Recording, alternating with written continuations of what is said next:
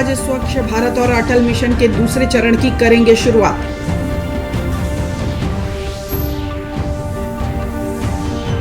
दूसरे चरण के 34 जिलों में संपन्न हुए पंचायत चुनाव की मतगणना आज।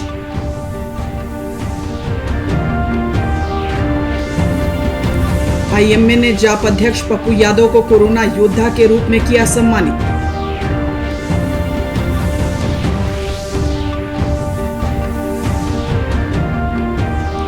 और उत्तर प्रदेश विधानसभा चुनाव में जदयू भी खड़े करेगी प्रत्याशी।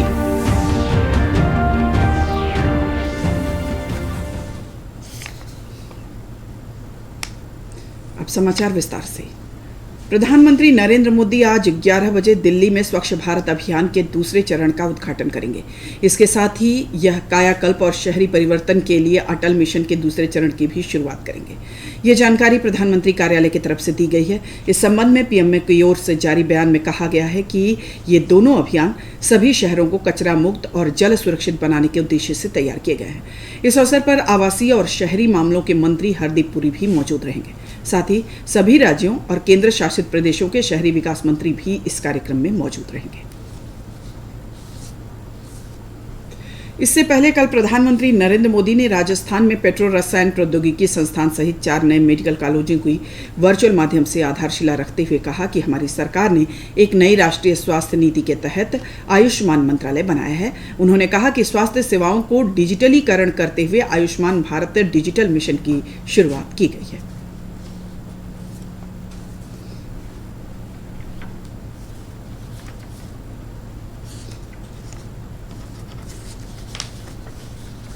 आज हम संतोष के साथ कह सकते हैं कि 6 एम्स से आगे बढ़कर आज भारत 22 से ज्यादा एम्स के सशक्त नेटवर्क की तरफ बढ़ रहा है।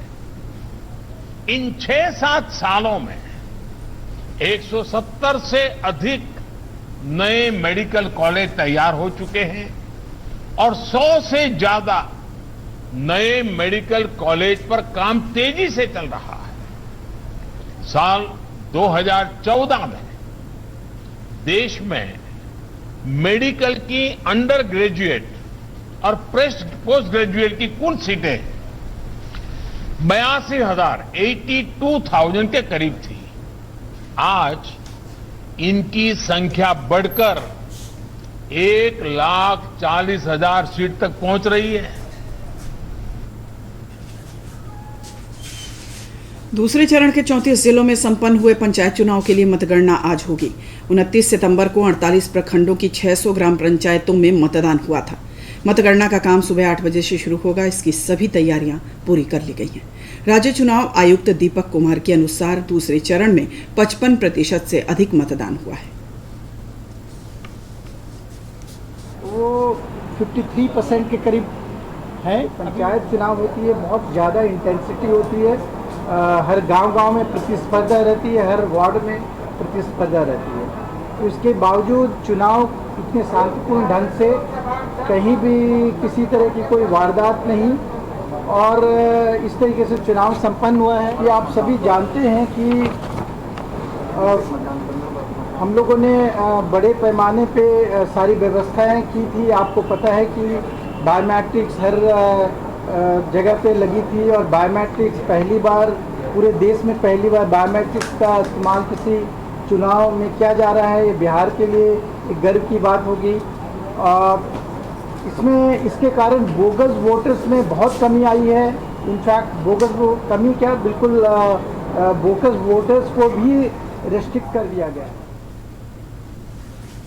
वहीं विधानसभा की 2 सीटों दरभंगा के कुशेश्वर स्थान और मुंगेर के तारापुर उपचुनाव को लेकर आज नामांकन का काम शुरू हो जाएगा। यहां पर 30 अक्टूबर को मतदान होना है, जबकि मतगणना 2 नवंबर को होगी। तारापुर में जदयू के मेवालाल चौधरी और कुशेश्वर स्थान में जदयू विधायक शशि भूषण हजारी के निधन से रिक्त सीटों के लिए उपचुनाव कराया जा रहा है। मुख्यमंत्री नीतीश कुमार ने कहा है कि विशेष राज्य के दर्जे की मांग को राज्य सरकार ने छोड़ा नहीं है। इस पर अंतिम फैसला केंद्र सरकार को लेना है। पटना में संवाददाताओं से बातचीत करते हुए मुख्यमंत्री ने कहा कि राज्य के विकास के लिए विशेष सहायता दी जाए, यह अलग बात है, लेकिन विशेष राज्य के दर्जे की मांग को हमने छोड़ा नहीं है। राष्ट्र विशेष राज्य के दर्जा की बात कर रहे हैं, मांग कर रहे हैं, शुरू से कर रहे हैं, कर रहे हैं। खैर, अब मंत्री कह रहे हैं कि थक चुके हैं। मंत्री जी का अपना वो तरीका हो गया कि अब जितना दिन से किए हैं नहीं सुना गया है, तो अब राहत दिया जाए, विशेष सहायता दी जाए, वो सब एक अलग बात है। लेकिन हम लोग कहाँ कभी छोड़े। जो भी केंद्र सरकार का निर्णय है, केंद्र सरकार निर्णय करती है, लेकिन हर राज्य को जहाँ कहीं भी गरीबी है तो उसको सहायता देने का है, करने की बात है। आप तो जानते हैं इसके लिए कमेटी भी बनी जब कांग्रेस का शासन था तब भी, लेकिन उसके बाद भी उन लोगों ने कोई निर्णय नहीं लिया। तो अभी तो इसके बाद का जो कमीशन का रिपोर्ट आया था 14वें का, तो उसके बारे में कहा गया कि उसमें नहीं कुछ कहा गया। तो अब जो कुछ भी केंद्र को करना है वो तो निर्णय लेना उनका काम है। आजादी के अमृत महोत्सव को लेकर कटिहार के बरारी प्रखंड में भारत सरकार के सूचना एवं प्रसारण मंत्रालय के फील्ड आउटरीच ब्यूरो भागलपुर द्वारा 1 दिवसीय पोषण मेले का आयोजन किया गया। पोषण माह के आयोजन के तहत चित्रांकन प्रतियोगिता, पोषण जागरूकता रैली, पोषण रंगोली, हेल्दी बेबी शो, अन्नप्राशन, पोषण क्विज जैसे कार्यक्रमों के माध्यम से लोगों को जागरूक किया गया। मेले का उद्घाटन करते हुए कटिहार के अपर समाहर्ता विजय कुमार ने कहा कि कुपोषण को मिटाने के लिए जन जागरूकता जरूरी है। इस अवसर पर कटिहार के ICDS के DPO Baby Rani, field outreach bureau के क्षेत्रीय प्रचार अधिकारी अभिषेक कुमार और बरारी प्रखंड की CDPO संगीता कुमारी सहित कई गणमान्य लोग उपस्थित रहे। आज जो ये कार्यक्रम किया गया है बेहद ही जनोपयोगी कार्यक्रम है और इसका लाभ कटिहार जिले के बरारी प्रखंड के लोगों को तो मिलेगा ही, साथ ही साथ इसका मैसेज पूरे जिले में जाएगा और ये निश्चित रूप से अपने जीवन की दिनचर्या में लोग इसे शामिल कर लेंगे। पोषण के जितने भी मानक है उसको अगर आत्मसात कर लेंगे तो निश्चित रूप से हमारे वीडियो साहब ने कहा अपने संबोधन में कि अगर बच्चा स्वस्थ पैदा होगा तो समाज स्वस्थ होगा और समाज जब स्वस्थ होगा तो राज्य और देश स्वस्थ होगा। इस बुलेटिन का सीधा प्रसारण आप हमारे YouTube channel DD news Bihar पर देख सकते हैं। इसके अलावा ट्विटर और फेसबुक पेज पर भी ताज़ा तरीन समाचार और सूचनाएं उपलब्ध हैं। हमारे YouTube चैनल तक पहुंचने के लिए अपने मोबाइल से स्क्रीन पर दिखाए जा रहे QR कोड को स्कैन करें और DD बिहार से प्रसारित होने वाले समाचार देखें। पूर्व केंद्रीय मंत्री नागमणि राजनीति की एक और पारी खेलने जा रहे हैं। पटना में आयोजित एक कार्यक्रम में विभिन्न दलों से आए नेताओं को एकजुट कर एक नई पार्टी राष्ट्रीय शोषित समाज दल के गठन का उन्होंने ऐलान किया। उन्होंने कहा कि यह पार्टी बिहार की राजनीति में सभी समीकरणों को तोड़ते हुए नए समीकरण बनाकर राजनीतिक आगाज करेगी। इस मौके पर उन्होंने मुख्यमंत्री नीतीश कुमार सहित सभी दलों की आलोचना की।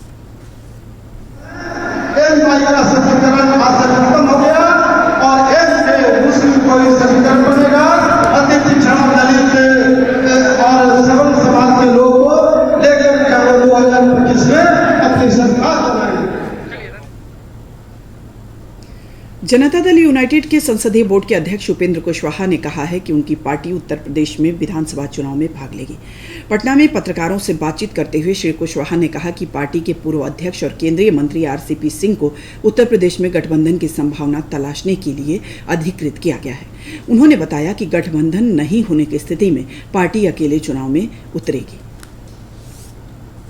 पार्टी का फैसला है कि हम चुनाव लड़ने में हमारी प्राथमिकता है कि भारतीय जनता पार्टी के साथ मिलकर हम चुनाव लड़ें और इसके लिए माननीय RCP सिंह जी को पार्टी की ओर से कहा गया है कि आप बात करके और गठबंधन के संदर्भ में क्या कुछ हो सकता है इसको देखिए। तो अभी हम लोग वहीं तक हैं। उसके बाद अगर कोई स्टेज में जाकर यह लगेगा कि बात नहीं बन पा रही है तो अंतिम रूप से तो फैसला हमारा है कि जरूरत पड़ेगी तो हम अकेले भी चुनाव लड़ेंगे। आप लोग का दौरा भी शुरू होगा? हाँ, निश्चित रूप से चुनाव करीब लगभग आ ही गया है तो दौरा तो होगा। आजादी के अमृत महोत्सव के तहत पश्चिम चंपारण के बेतिया में बेटी बचाओ बेटी पढ़ाओ कार्यक्रम का आयोजन किया गया। कार्यक्रम का मुख्य उद्देश्य छात्र छात्राओं के स्वास्थ्य, शिक्षा और सुरक्षा पर विशेष प्रकाश डालना था। इस अवसर पर दिल्ली से आई संदीक्षा संस्थान की उषा डंगवाल और उनके सहयोगियों ने बच्चियों को प्रोत्साहित किया और नारी सशक्तिकरण पर विशेष बल दिया। मौके पर छात्राओं ने नृत्य और गीत प्रस्तुत किया।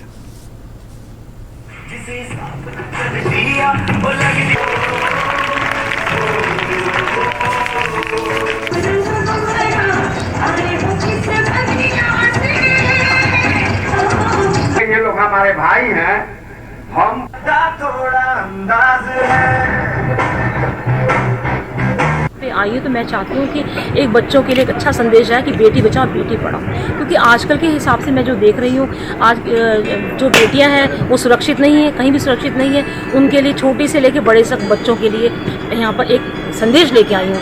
यहाँ मैंने देखा बच्चों ने बड़ी अच्छी प्रस्तुति की है, उसको देखकर मैं बहुत गौरवान्वित हुई हूँ। और मैं ये चाहूँगी निपु पाठक जी जो हैं इसी तरीके से हमें मौका दें।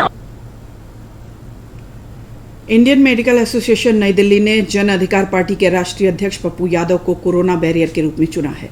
एसोसिएशन की दरभंगा इकाई ने corona barrier award Pappu Yadav को देने की जिम्मेवारी सौंपी। अवार्ड लेने के लिए पप्पू यादव उपलब्ध नहीं हो सके। एसोसिएशन ने दरभंगा के जन अधिकार पार्टी के जिला अध्यक्ष डॉक्टर मुन्ना खान को अवार्ड का प्रमाण पत्र और मोमेंटो सौंपा। इस अवसर पर आईएमए दरभंगा के सचिव डॉक्टर आमोद कुमार झा ने कोविड महामारी के दौरान पप्पू यादव की सेवाओं का उल्लेख किया। मौके पर डॉक्टर मुन्ना खान ने एसोसिएशन के प्रति आभार व्यक्त करते हुए कहा कि यह उपलब्धि जाप कार्यकर्ताओं के लिए जन सेवा का प्रमाण है। और अब 3 मिनट में 10 खबरें।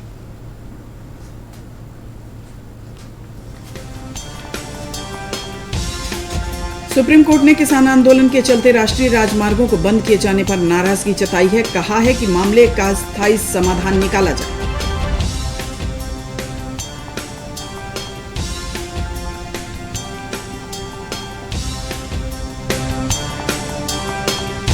उच्चतम न्यायालय ने कहा है कि पटाखों के निर्माण में खतरनाक रसायनों के इस्तेमाल पर सीबीआई की रिपोर्ट बहुत गंभीर है। इस मामले में अगली सुनवाई 6 अक्टूबर को होगी।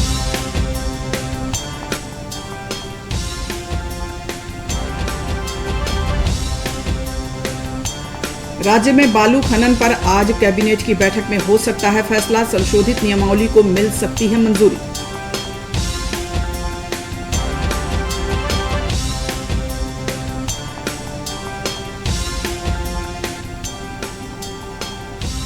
देश में अब तक 88 करोड़ 34 लाख से अधिक कोविड टीके लगाए गए। स्वस्थ होने की दर 97.85% हुई।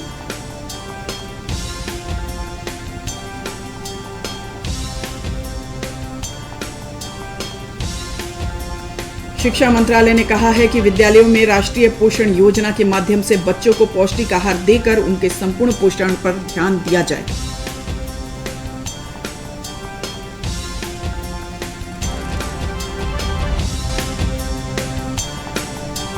नीति आयोग ने कहा है कि इस वर्ष सुरक्षित रूप से त्योहारों का आयोजन कोविड महामारी से संघर्ष में निर्णायक भूमिका निभाएगा।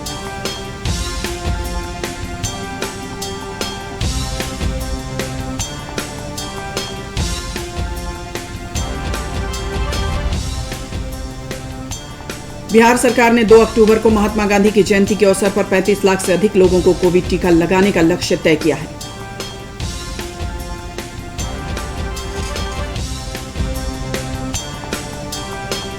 मुख्यमंत्री नीतीश कुमार ने विधानसभा के शताब्दी समारोह की तैयारियों का जायजा लिया। समारोह में राष्ट्रपति रामनाथ कोविंद शरीक होंगे।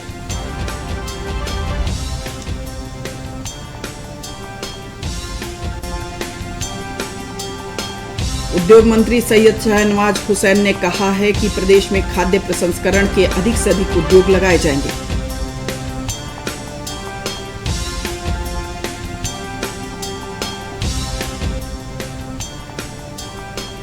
प्रदेश में बारिश से जनजीवन अस्त व्यस्त। मौसम विभाग ने राज्य भर में तेज हवाओं के साथ भारी बारिश की दी चेतावनी।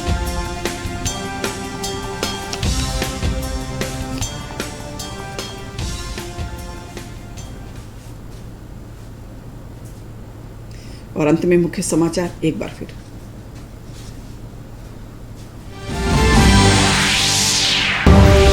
पीएम मोदी आज स्वच्छ भारत और अटल मिशन के दूसरे चरण की करेंगे शुरुआत।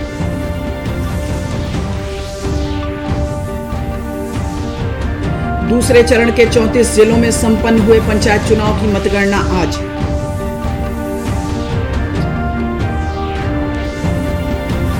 आईएमए ने जाप अध्यक्ष पप्पू यादव को कोरोना योद्धा के रूप में किया सम्मानित।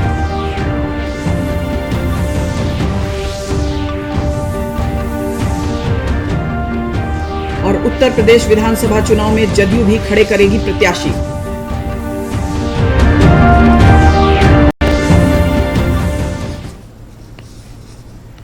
दर्शकों, कोविड का खतरा अभी कम नहीं हुआ है, इसीलिए आप सभी से अपील है कि कोई भी कोताही ना बरतें। 18 वर्ष से ऊपर के सभी लोग टीकाकरण के लिए कोविन ऐप पर पंजीकरण कराएं, मास्क पहनें, सुरक्षित दूरी बनाए रखें और अपने हाथों को सैनिटाइज करते रहें। नमस्कार।